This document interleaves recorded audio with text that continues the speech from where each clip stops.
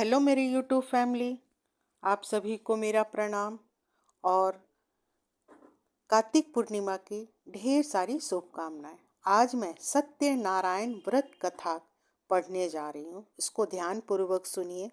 कार्तिक में सुनने से बड़ा ही पुण्य मिलता है। एक समय प्राणियों के हित चाहने वाले समस्त मुनियों ने परम रमणीक नैमिषारण्य क्षेत्र में मन को प्रसन्न करने वाली सभा की। उसी समय अति तेजस्वी व्यास जी के शीत शिष्य सूत जी शिष्य गणों के सहित हरि नाम स्मरण करते हुए वहां आए। समस्त शास्त्रों को जानने वाले सूत जी को आते देख महातेजस्वी सौनकादि मुनिगण खड़े हो गए। सब धर्मों को जानने वालों में श्रेष्ठ सूत जी तथा परम वैष्णव शौनकादि ऋषि परस्पर शीघ्रता से पृथ्वी पर दंडवत नमस्कार करके शौनकादि मुनियों के दिए आसन पर संपूर्ण शिष्यों सहित अति बुद्धिमान सूत जी बैठ गए। बैठे हुए सूत जी से शौनकादि मुनियों ने नमस्कार कर हाथ जोड़कर कहा, हे महर्षि, हे सर्वज्ञ सूत जी, इस कलिकाल में मनुष्यों को हरि भक्ति किस उपाय से हो? हे भगवान, वह कहिए, क्योंकि कलिकाल में सब प्राणी पाप करने में तत्पर और वेद विहीन हो जाएंगे। उनका कल्याण किस प्रकार होगा? इस कलयुग में मनुष्य प्राणों को धारण किए थोड़ी आयु वाले, निर्धन और अनेक पीड़ा से युक्त होंगे। प्रायः पुण्य अति परिश्रम से होता है। इससे कलयुग में कोई मनुष्य पुण्य न करेगा और पुण्य के नष्ट होने से सब पापों में प्रवृत्त हो जाएंगे।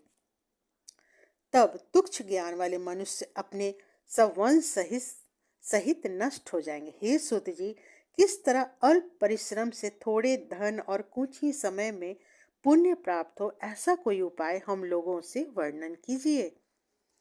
जिसके आदेश से मनुष्य पुण्य पाप करता है और वह उसका भागी होता है।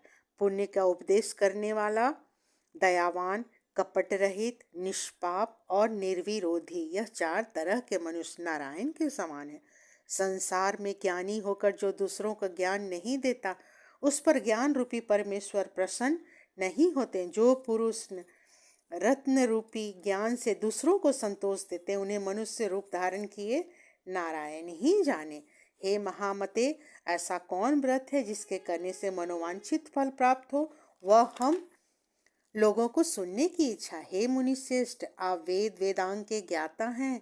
आप जैसा दूसरा कोई वक्ता नहीं दिखता, क्योंकि श्री वेद व्यास जी के आप शिष्य हैं। सूत जी बोले, हे मुनि श्रेष्ठ, तुम धन्य हो। तुम ही वैष्णवों में अग्रगण्य हो, कारण कि सब प्राणियों का तुम सदैव हित चाहते हो।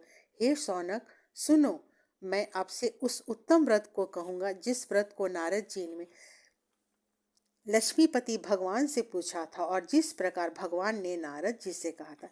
एक समय नारद जी समस्त प्राणियों के हित की इच्छा से अनेक लोकों में घूमते हुए मृत्यु लोक में आए। यहाँ उन्होंने देखा कि सब प्राणी अनेक पीड़ाओं से युक्त और अनेक योनियों में उत्पन्न होकर पाप कर्म से दुख पा रहे हैं। यह देखकर विचार किया कि इन लोगों का दुख किस प्रकार दूर हो। ऐसा हमने मन में विचार कर विष्णु लोक में चले गए। वहाँ जिनके शुक्ल वर्ण चार भुजाएं, जिन्होंने शंख चक्र को धारण किया है और वनमाला से सुशोभित देवेश नारायण है, उनको देखकर स्तुति करने लगे। नारद जी बोले, हे महाराज, आप वचन और मन से न कहने न धारण करने के योग अनंत शक्ति युक्त और निर्गुणात्मक हैं। हे महाराज, अब सब प्राणियों के उत्पन्न करता और भक्तों के दुख के नाशक हैं। यह स्तुति सुनकर विष्णु भगवान बोले, हे नारद, तुम किस काम से आए हो? तुम्हारे मन में क्या है? हमसे जो पूछोगे हम कहेंगे। नारद जी बोले, हे नाथ, मृत्यु लोक के सब प्राणी अनेक योनियों में उत्पन्न होकर निज पाप कर्म में कलेशित हो रहे हैं।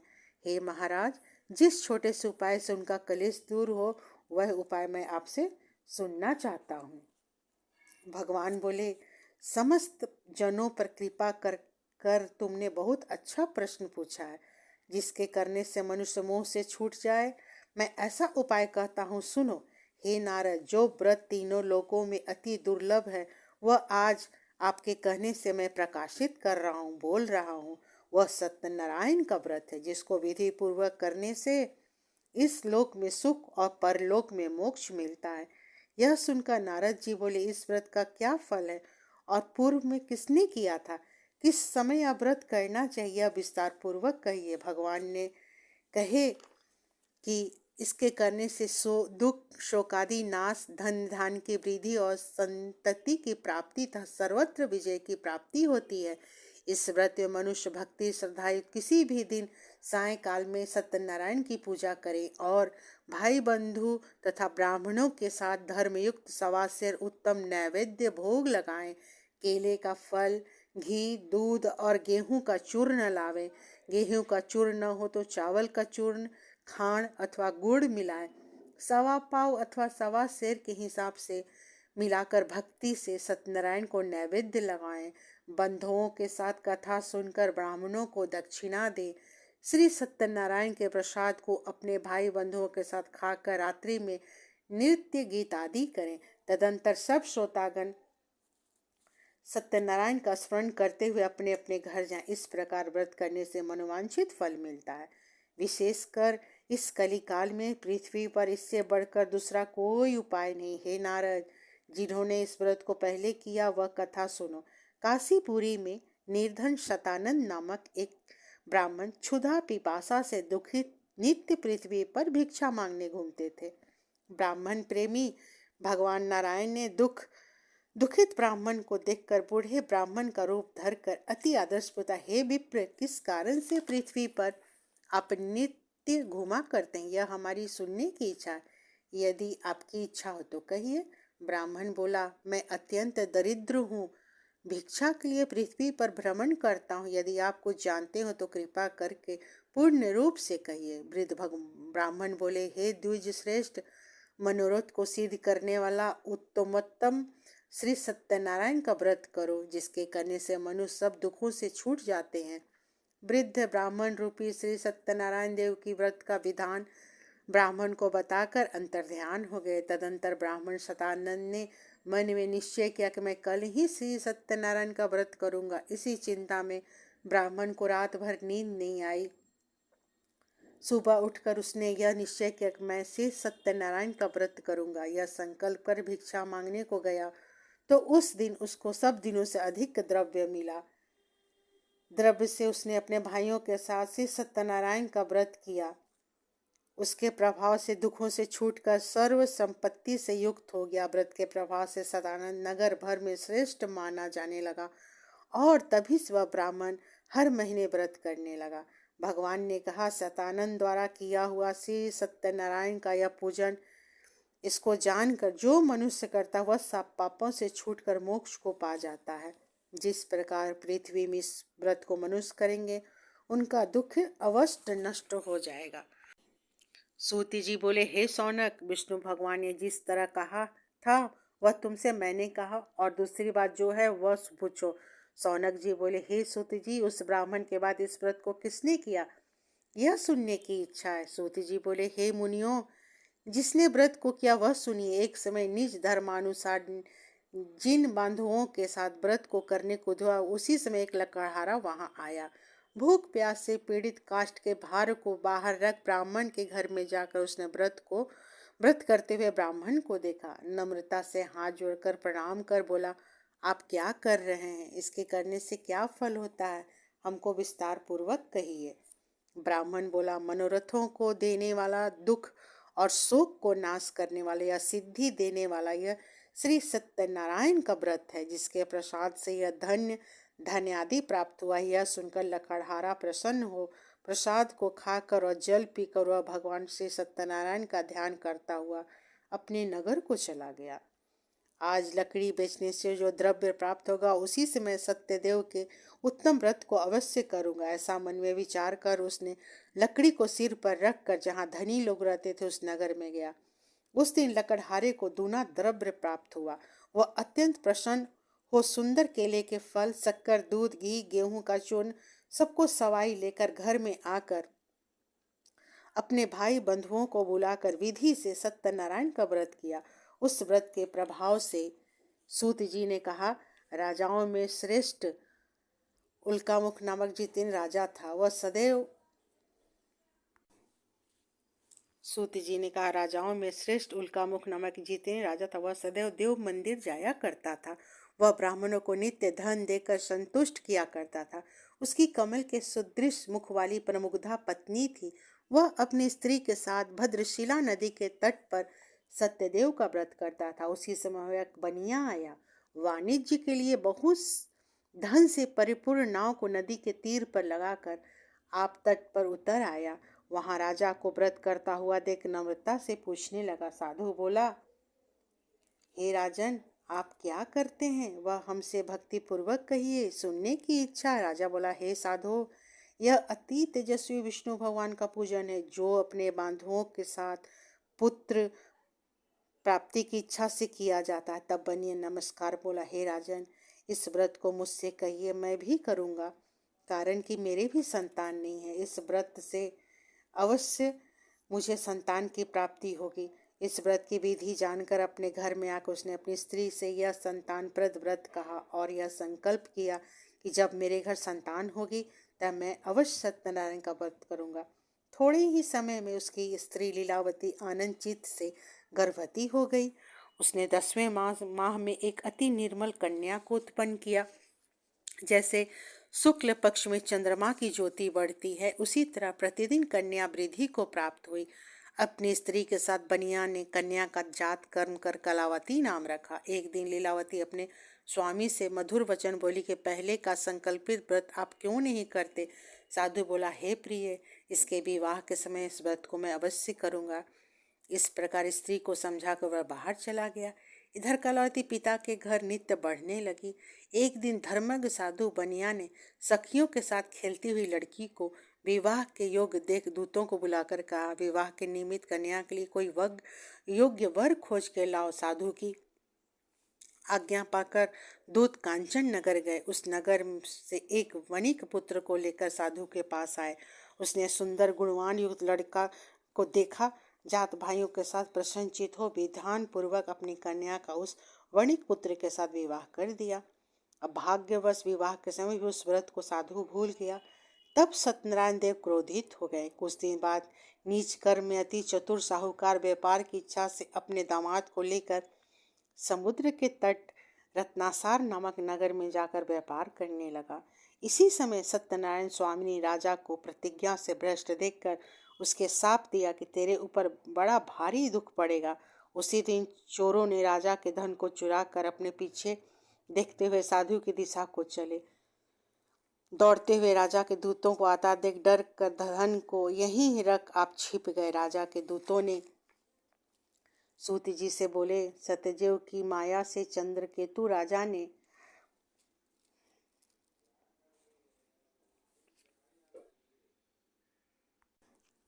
साधु के निकट आकर राजा के धन को देखा तो साधु को बांधकर आनंदित हो राजा के निकट ले जाकर बोले, हे राजन, 2 चोर लाए हैं, उनको देखकर आज्ञा दीजिए। राजा ने साधु को देखकर अविचार से आज्ञा दे दी।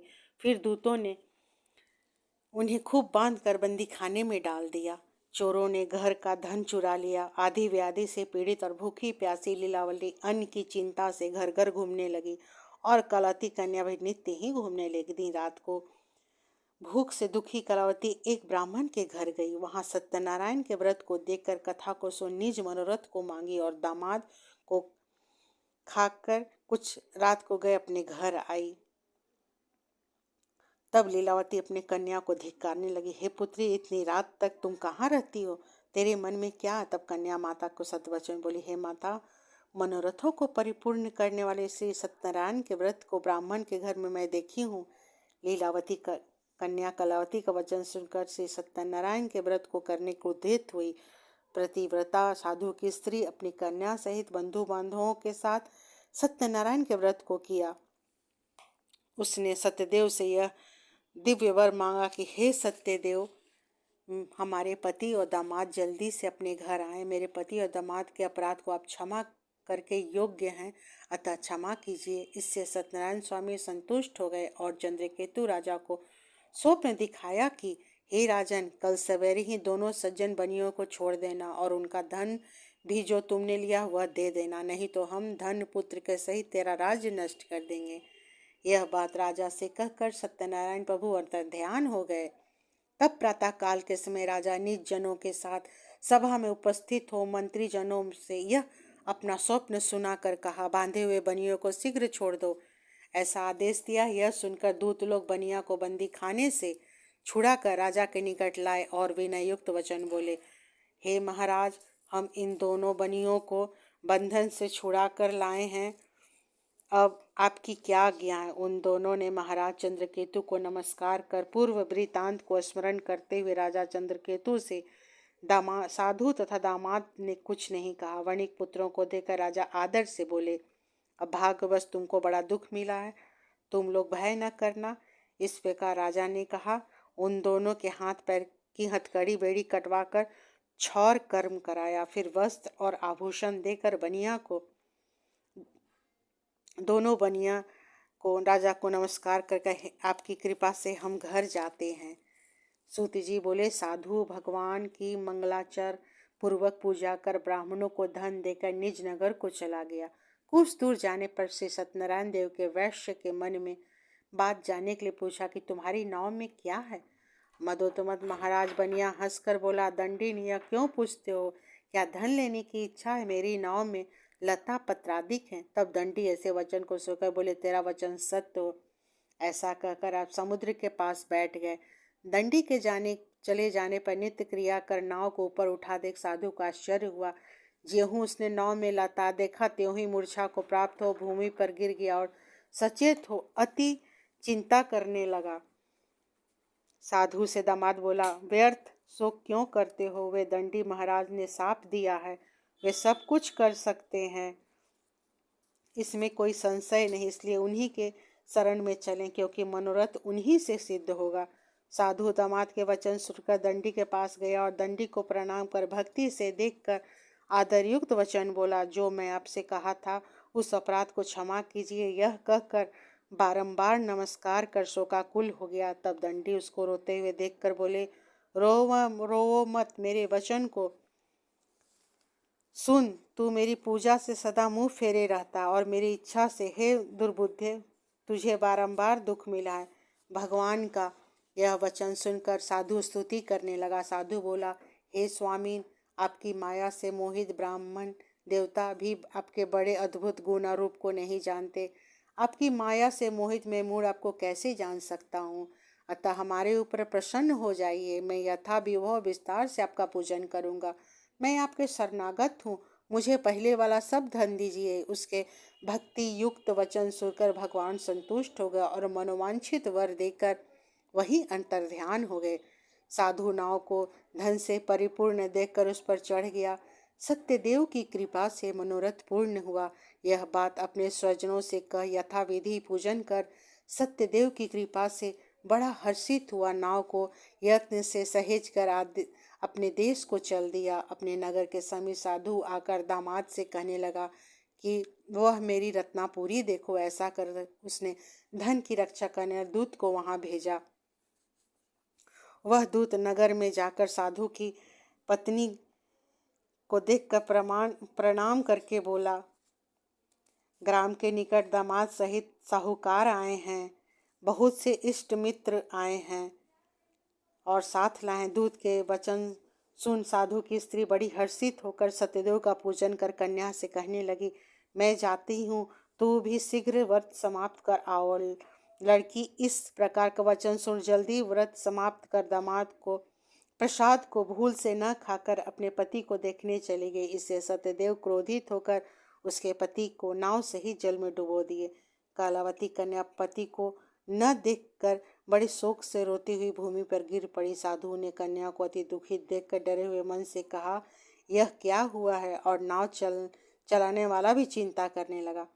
तब लीलावती कन्या को दुखी देख अति विह्वल होकर रोने लगे और पति से कहने लगी, इसी क्षण नाव के साथ वे कैसे आलक्षित हो गए। न जाने किस देवता के अनादर से नौका जल में नहीं दिख रही है। श्री सत्यदेव के महात्म्य को कौन जान सकता है।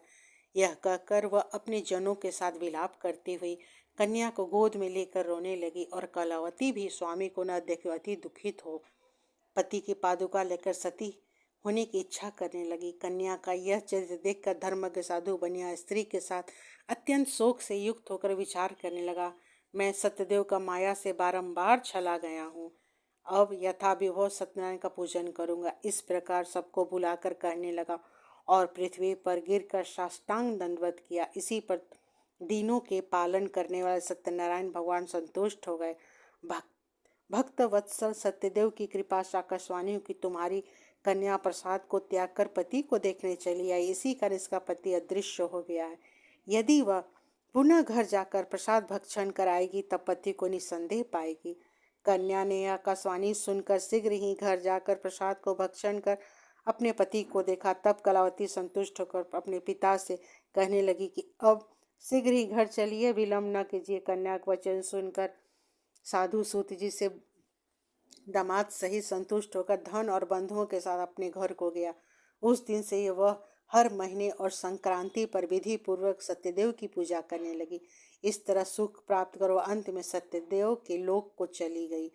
फिर सूत जी कहने लगे, हे मुनि, आपसे एक और कथा कहता हूँ। सूत जी बोले, प्रजा पालन में तत्पर एक तुंग ध्वज नामक राजा था, जिसने सत्यदेव के प्रसाद को त्यागने से अति दुख पाया। एक दिन उसने वन में जाकर मृगादि अनेक पशुओं को मारा और पीछे आकर वट वृक्ष के नीचे श्री सत्यदेव का पूजन देखा, जिसको गोप लोग बंधु बांधे युक्त संतुष्ट चित्त से करते थे। अहंकार से राजा न वहां गया और न सत्यदेव को प्रणाम किया। जब वे गोप राजा को प्रसाद देने लगे तो राजा ने प्रसाद नहीं लिया। तब वे गोप वहां प्रसाद को रखकर चले गए। राजा ने प्रसाद का अनादर किया। इस तरह प्रसाद का अनादर करने से उसे अति दुख पाया। उस राजा के 100 पुत्र थे, वे मर गए और धन्य धान भी नष्ट हो गया। तब राजा ने अपने मन में विचार किया कि सत्यदेव ने ही धन को नष्ट किया, इसलिए मैं वहीं जाऊं जहां पूजन होता था। यह विचार कर वहां जाकर अहीरों के साथ भक्ति श्रद्धायुक्त होकर विधि से उसने सत्यदेव का पूजन किया। तब सत्यदेव के प्रसाद से धन पुत्रादि युक्त हुआ और इस लोक में सुख पाकर अंत में सत्यलोक को गया। जो प्राणी अति दुर्लभ इस सत्यदेव के व्रत को करता है और भक्ति युक्त होकर पवित्र फल देने वाली कथा को सुनता है, उसको सत्यदेव के प्रसाद से भी धन्य धन अधिक प्राप्त होते हैं। दरिद्र धन पावे, कैदी छूट जावे, भरयात भय से छूटे, इसमें कोई संशय नहीं। इस पुनीत व्रत को करने से प्राणी सदा सुख पाकर अंत में सत्यदेव के लोक में जाता है। सूत जी कहते हैं, विप्रो, मैंने सत्य नारायण के व्रत को आप लोगों से कहा, जिसके करने से मनुष्य सब दुखों से छूट जाता है। विशेषकर सत्यदेव की पूजा कलिकाल में फल देने वाली है। उन्हीं को कोई काल, कोई सत्य, कोई परमेश्वर, कोई सत्यनारायण और कोई सत्यदेव कहेंगे। सत्य रूपी विष्णु सनातन कलयुग में अनेक रूप धारण कर सबको वांछित फल देने वाले होंगे। हे मुनि श्रेष्ठ, जो प्राणी इसको पढ़ता या सुनता है उसके संपूर्ण पाप सत्यदेव के प्रसाद से नष्ट हो जाते हैं, इसमें कोई भी संशय नहीं। एक बार बोलिए श्री सत्यनारायण भगवान की जय।